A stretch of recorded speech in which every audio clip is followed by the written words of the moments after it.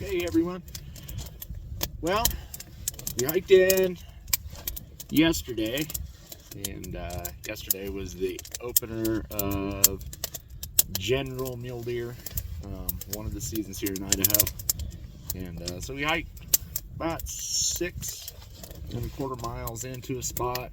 I didn't really get any video of it. It was super wet and rainy, and I don't really have any waterproof equipment, so didn't get any video of that.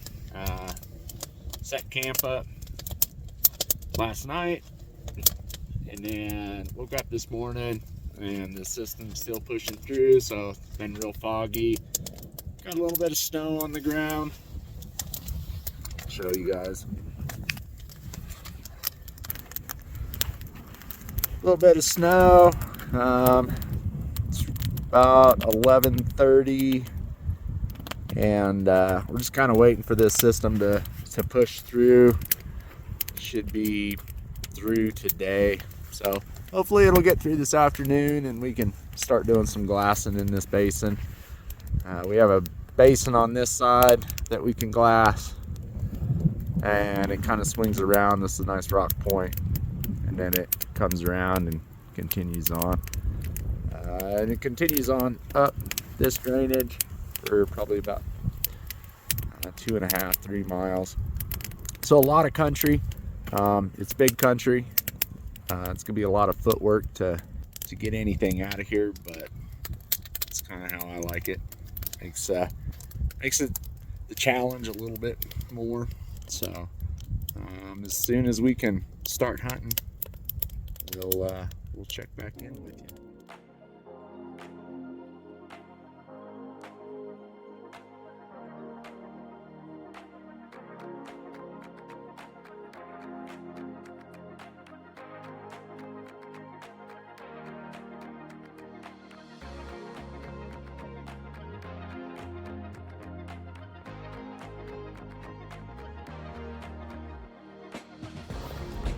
Well, one thing that's always for certain is you never can tell what the mountains will do. About 10 minutes ago, this was all fogged in on glass hole, and looks like this is finally starting to push through. So hopefully we'll be able to get out, do some glassing here pretty quick. It's still pretty windy though. Yeah, definitely got some great country in front of us. Now you can see what that basin actually does. It goes up quite a ways. It's got some good timber in it. Definitely some good country for one to hang out in. We'll just see if we can pick one up. It's still October, so the bigger bucks are going to be harder to find. I don't know that I'm necessarily in it for a bigger buck. If you get an opportunity at a meat buck, we'll take that too. So yeah. We'll turn this thing back on once we actually get in. Well, day one did not pan out like we wanted it to, and looking at a revised forecast for the area, winds are just going to stay super strong. So we're going to make our way out to 6.25 miles roughly, and there's another spot I'm going to go to, a little lower in elevation. This area sits at about 7,500 feet. The spot we're going to go get sits about 5,000 feet in elevation. So we'll make this trek out, and then probably head into the new area first thing in the morning and see what we can scrape up from there. All right, off for the hike.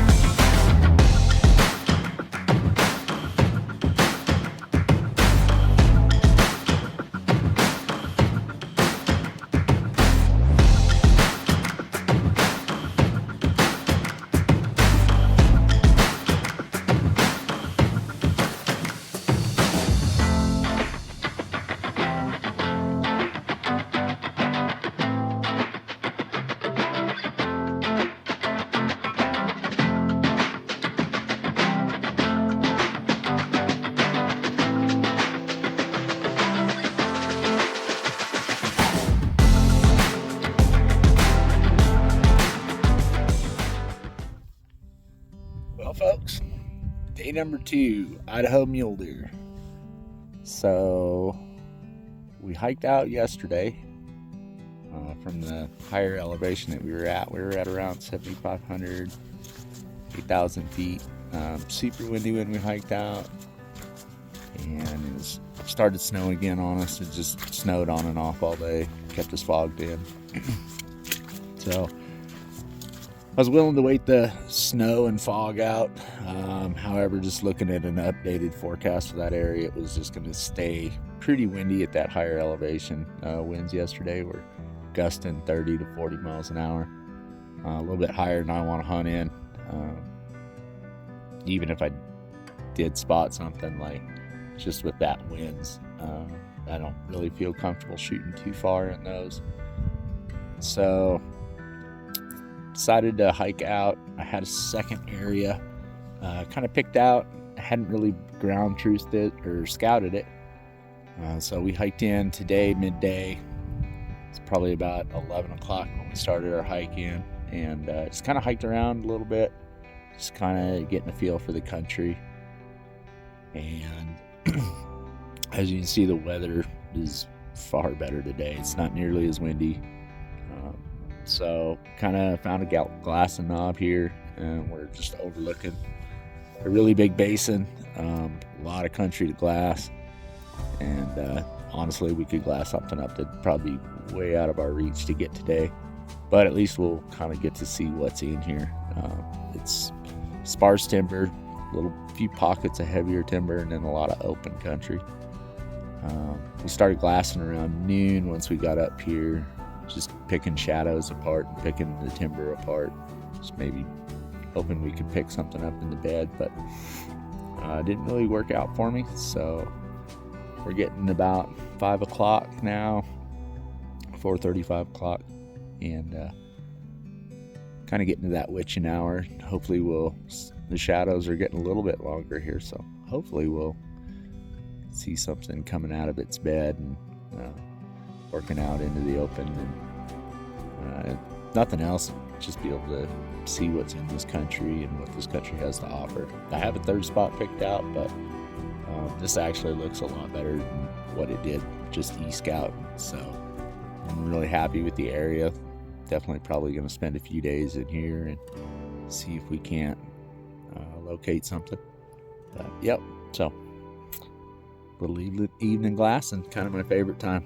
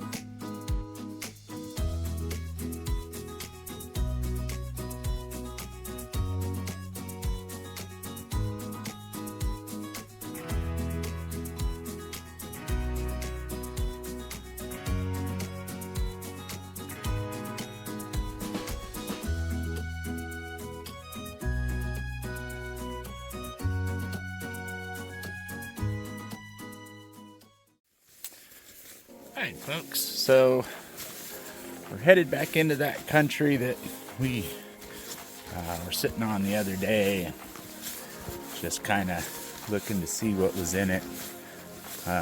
Seen a 3x3 up top that evening, but he was pretty far above us and couldn't really get into an area to make a play on him. So we're headed back in here this time, a little further behind from where he was at.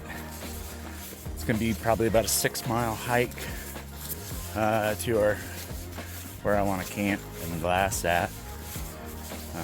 Trail most of the way, so not too bad. I think it's overall on 6 miles we'll gain about 2,100 feet in elevation. So the good thing about that is, one, most deer I've seen have been up high.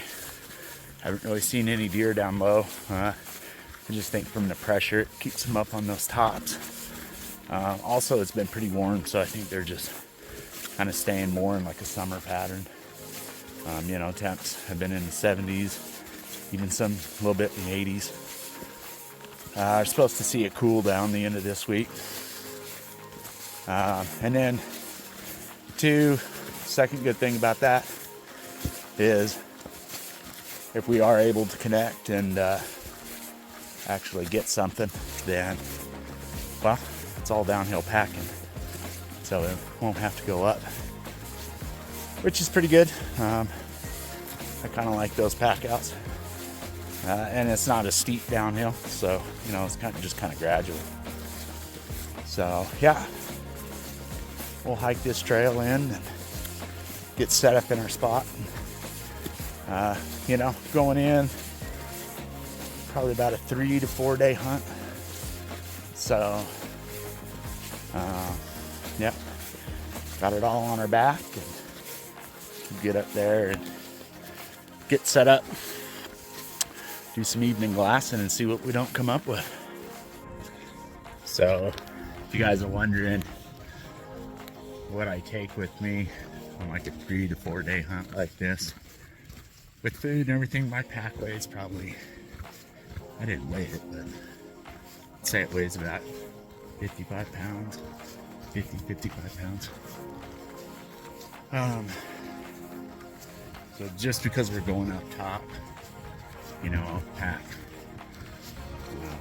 a little over 3 liters of water up there with me.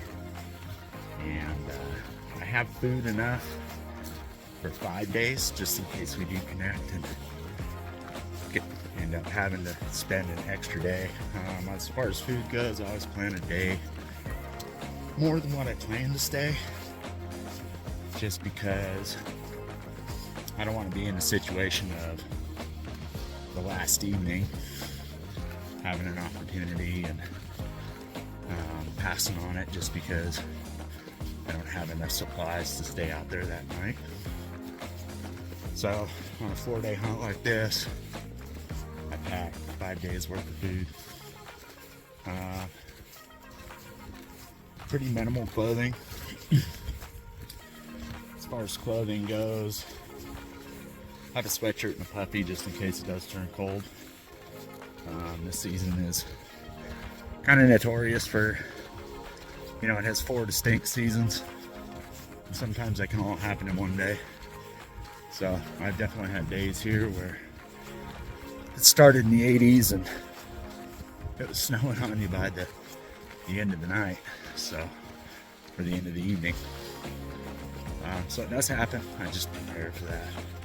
There is a little bit of weather forecasted as far as about 50% chance of rain. So with that, I run First Light, the seat, rain gear, and I just brought the top, just the jacket. If it was going to be snow or just consistent rain the whole time, then I would definitely bring the pants up too, but just an effort to cut weight. Just left them behind. Hopefully I don't regret that decision. So, and then as far as the shelter goes, I just use a floorless trekking pole style shelter. It's by Seek Outdoors. And actually this is the first year I've run it. I just got it this year. I used to run an Alpine, just single person tent. It's definitely not the lightest tent in the world, especially when you're talking about backpacking, So I went with that Seek shelter this year, and I've used it a couple times.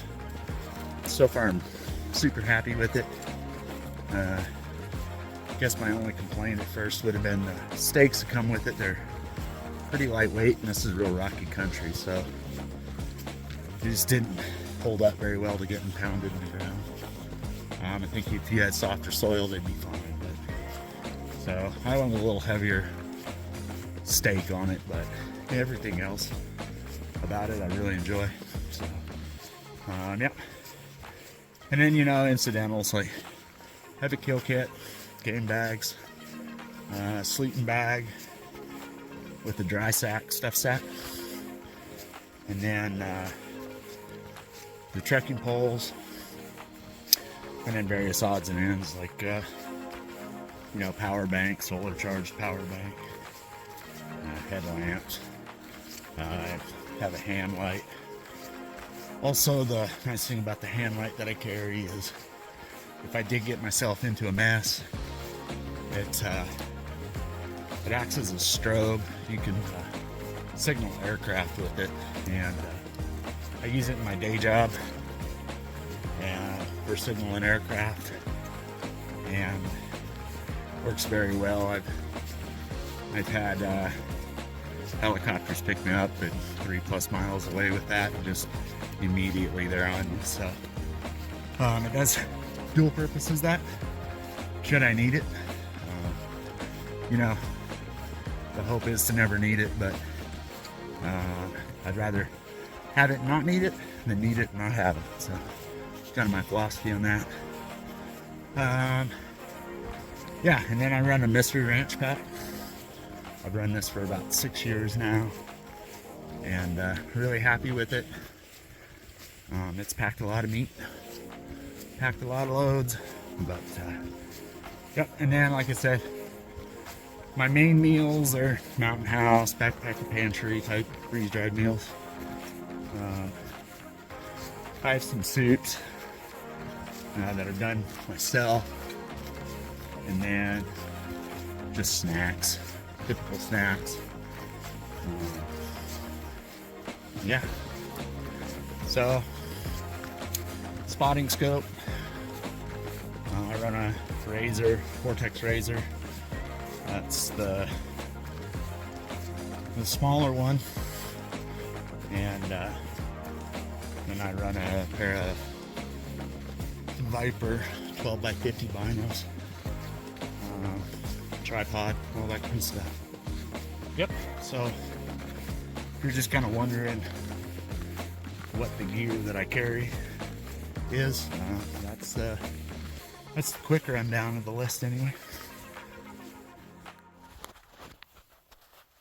Well, folks, we made it into our spot last night.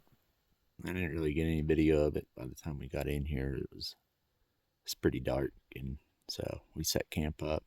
I had just maybe about 10-15 minutes. I could do a little bit of glass and see just a little bit.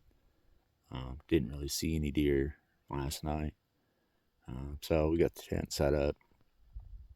It's pretty windy, and had dinner out of a bag, and then throughout the night it was pretty. Had a little bit of weather last night, rain, a lot of wind, and got it all cleared out overnight. I think it really kept the deer hunkered in. We got up this morning and did some glassing. Picked up a few deer, just a bunch of does, several, I think about 3 groups of does. And then here, probably half mile from me, quarter mile from me, had some hunters shoot a deer, or it looked like they shot a deer. They were shooting at something, and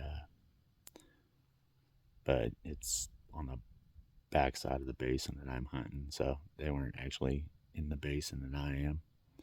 I could just see them on a knob over there. So, and then didn't really see any bucks this morning. Super early, just a bunch of does, and then been sitting here drinking coffee. Spotted some elk probably a couple miles away, and that grabbed my interest. Elk always grab my interest, but so I glassed them for a while, and then I was glassing this face just over here on this side of me, and it's still got a lot of sun, or shade, and seen a deer by itself, just moving up through a little thicket, regen aspen patch, and looks like it's got headgear on it. It's not real big, but I think through the day today, it bedded up. So I think throughout the day we're gonna try to go down through this drainage. There's a spur ridge right in front of him. I can work up that, and should be roughly about 250 yards from him. I don't where he's bedded at. I don't think he's going to move much today. Might chase the shadow around this bush he's under. It does get sun in that little pocket, but I think for the most part he should pretty much stay put. So yeah, we'll get down there, go down this drainage into the bottom of the basin, and just work back up that other side. I think we should be pretty good there. Probably take me, it's not very far, it's about a mile, but I gotta go down about 600 feet, come up about another 600 feet to get to him. So a little bit of elevation loss and gain. Probably take me about 3 or 4 hours, just for the fact I'll take it slow. Winds are set up real good right now, and then as it heats up throughout the day, it should be up drainage winds. So where that spur ridge is, it's in a different drainage, and the wind should come up this main drain and carry it up that spur drainage and away from him. So I think the winds are in our favor. I think most things are in our favor. So we'll get packed up here and start heading down, and hopefully once we get over there we'll be able to get this whole thing on video. Alright folks, so took me about 15 minutes to get everything broke down and back in the pack, and we're gonna start making our way over here, start this play on this deer. Like I said, where he's bedded up, I think it's a good spot. He should have shade most of the day, so I don't think he's really going to move for a while. I might readjust around the bush he's on for shade, but I think that's about all he'll do. And then, like I said, the track I'm going to take to get over there, it's about a mile, and then dropping the elevation and regaining that elevation. But it's 11:30, so I think we got plenty of time to do it, and hopefully we'll get over there on that ridge, and he'll either be presenting me with a good bedded shot, or we'll just wait for him to stand up for the evening or whatever. But yeah, so as you can see, what we're gonna take this ridge all the way down like that, drop into that bottom right there, come up this, and I want to be on this ridge right here. He's bedded right up in there, so a little bit of distance to cover, but that's kind of what it is when you hunt big country. It's rarely are they ever right on top of you. So but that for me is part of the fun. It's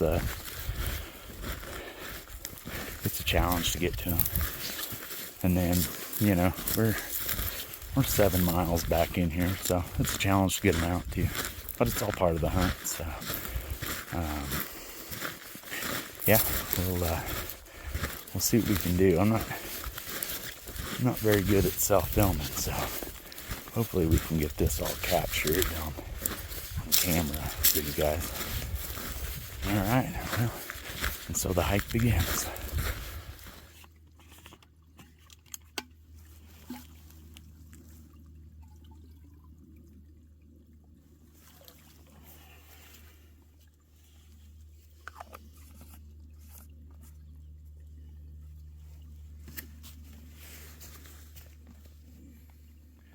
right, made it to the drainage bottom. Just came down that ridge right there and came through this thick stand here. Now we get to go up that to that rock you see way up there at the top. So it took us about 20-30 minutes to get down here. Just taking it real slow. And you see I'm sweating a little bit. It's probably about 60 degrees out right now, and I have my whole pack with me. I think I get separation anxiety when I drop my pack. I just don't do it very often. I've had instances where I've dropped my pack before and go to chase an animal that was maybe 300 yards away, and I only needed to close like 50 yards, and next thing I know I'm like 2 miles away from my pack. So it's not something I do. I know a lot of people do it, you know, and to each their own. It's just not something I like to do. I feel like in the end it causes more work. So yeah, I got my full kit with me, and then we're just going to take it slow going up this. Probably took us 30 minutes to get down that slope. Behind me, it'll probably take me an hour to get up this one. Maybe a little more. I'll just take it slow. It's almost 11:45, noonish. So definitely have some time. I don't think he's going to go anywhere. He's like in the one shade pocket he can get in on that slope. So to find more shade, he'd have to completely relocate. And where he's bedded, I think he can just chase shade around some bushes all day. So, and he's pretty tucked in there. Like, if I hadn't seen him walk in there, just the distance that he is, I don't think I would have ever noticed, because right now all he's got's a little head sticking out underneath a bush, and you know, from a mile away, that's pretty tough to spot. Not saying it can't be done. The other thing I have going against me is my tripod. I've had it for 6 years now, and the screw that tightens the plate up and just locks everything down real tight, it stripped out on me the other day. So I have a new one on order, but it's not here yet, and so we're just kind of making do with what we got. The locking pin still works, but it just, things are a little wobbly on it, so getting steady isn't, it's pretty tough to do right now. So, but yeah, so when we get up to the top here, we should be within 250-300 yards, depending on where I pop out on that spur ridge across from him. Completely within range. You know, I shoot anything from really 400 and down. I don't like to do 400. I like to keep it right in under that 350 mark. So I think we should be meeting that criteria once we get up there. But yeah, so we'll take it slow going up this slope and hopefully find him. Hopefully we'll be in the same spot once we get up top. Alright, well, right now he's just bedded under that bush. Not really intent on doing much. He's got really good shade. Wind's in our favor. So I've got the rifle set up, got everything set up, kind of just waiting for him to, stand up, move. He's got some brush cover in his vitals right now, so I don't want to take that shot. He's at like 240, 237 yards, so well within range. Definitely under that 350 yard mark that I like. And yeah, so we're just gonna wait for the sun to do its thing. I'm gonna sit here and be patient and wait for him to stand up.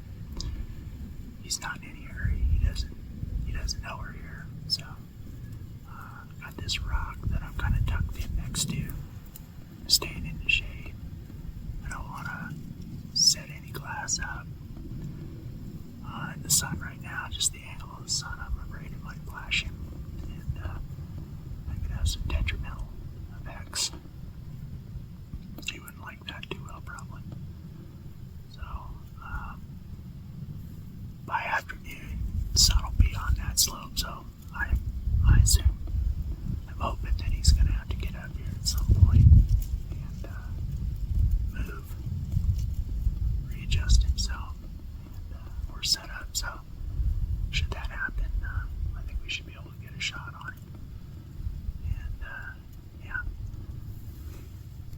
out the next trick because I'm not good at filming myself, and this is one of the first times I've ever done it. Is to try to get the shot on camera. I don't know how well that's gonna work, but I'm gonna give it my best shot. And hopefully we can get that done. I have to be honest. This is the hardest part for me. We've been sitting here now for probably about half an hour waiting on him. The patience game is really the hardest. I don't think the hiking's the hardest or anything. You know, it's just being patient, waiting for the right opportunity. You know, we did all the work to get into this spot. You know, as far as hiking in late yesterday, camping last night, and then spotting this morning, making our play and getting up here to this spot, making sure the wind was right. But the true hardest thing for me is to sit here, be patient, wait for that right opportunity, you know. And I think that's a learned thing. As a younger hunter, I know I wasn't always that patient. I struggled with that a lot, and I still struggle with it. But, you know, if I wasn't patient, then I stand a high chance of blowing all that work that we did to get here. So, yeah, I guess we're just gonna wait him out. Play the patience game. The hardest part of hunting, in my opinion.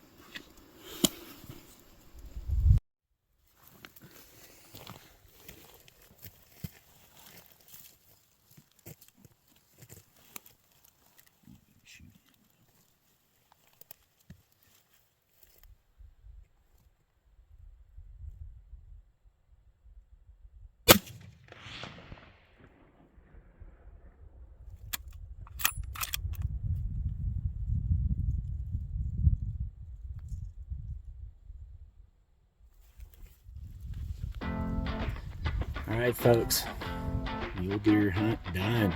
We got one in the freezer. Perfect. So he got up, readjusted. We sat here. It's 3:14 now, so I've sat here for a couple hours. He finally got up, readjusted, just enough, laid back down. I didn't stay on his feet long enough for me to actually get set up and get a shot. But the way he was laying, you know, it was pretty good. Had full view of his vitals, and I feel like if you can stock in on a bedded animal, then by all means take the shot. So took the shot. It was 233 yards, and the only thing that happened was his head went over. I'm sure you've seen that in the video. Never got up, and so now he's laid over there in his bed, and we're gonna go hike over there. So we'll end up going down this ridge, across there, and then right along that ridge, and he is right underneath that bush right there. So yeah, we'll go over there, start getting him field dressed. 4 hours left of daylight, and off the back side of that ridge is just a really beat in cow trail that we could use. We went out it the other day, and yeah, it was a good trail. So it's about, I'd say 6-7 miles back to the truck. I'll get one load out tonight. Partial load plus the gear, truck camp at the truck.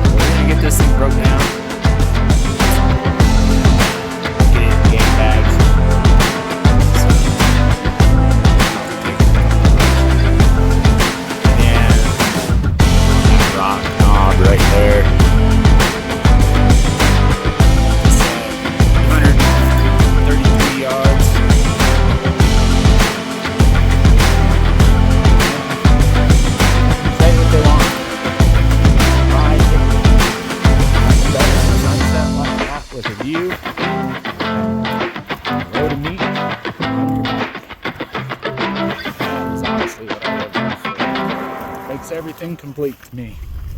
Alright, well, we're back at the truck, headed home, couple-hour drive home, and we have all the meat off the mountain, all the gear off the mountain.